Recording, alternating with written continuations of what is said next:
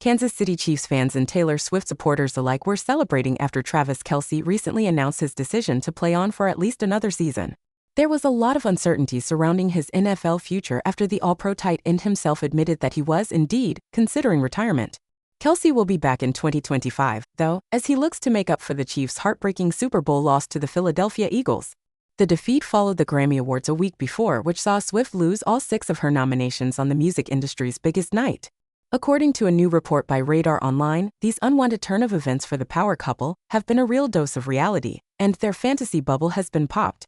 The said report also reveals that Kelce's decision not to retire has clashed with Swift's plans for their relationship. She wants to get married and start a family, and now is the time, Radar Online source revealed. Privately, she's hoping Kelce will retire, but she'll support him through another year of football if that's what he wants. A previous report from Page 6 indicated that Kelce took the Super Bowl loss very hard, and that Swift has been comforting Kelce through it all. It appears that this is also the same type of mindset she has taken on in terms of the 10-time Pro Bowler's decision to return to the Chiefs, despite Swift's reported desire to take the next steps in their relationship. For what it's worth, Kelce's current contract with Kansas City will end after the 2025 season. This means that unless he signs another extension, he will be out of contract at the end of the upcoming campaign. This season could be Kelce's swan song, and Swift will reportedly stand behind her man. What happens beyond this upcoming season, both with Kelce's football career and his relationship with Swift, is anybody's guess at this point. Also, Blake Lively and Justin Baldoni's lawsuit now involves Taylor Swift. Lively initially sued Baldoni for sexual harassment and enacting a smear campaign against her following her work on It Ends With Us.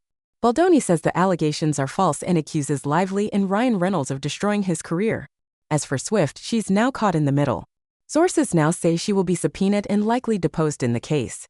Taylor Swift's friendship with Blake Lively could drag her into Lively's court case against Justin Baldoni. Lively and Baldoni have been legally going at it for months following their work on It Ends With Us. Texts from Lively to Baldoni show her referring to Swift and Ryan Reynolds as her dragons who will protect her at all costs. If you ever get around to watching Game of Thrones, you'll appreciate I'm Khaleesi, and like her, I happen to have a few dragons, Lively's texts read. For better or worse, but usually for better. Because my dragons also protect those I fight for. So really we all benefit from those gorgeous monsters of mine. You will too, I can promise you.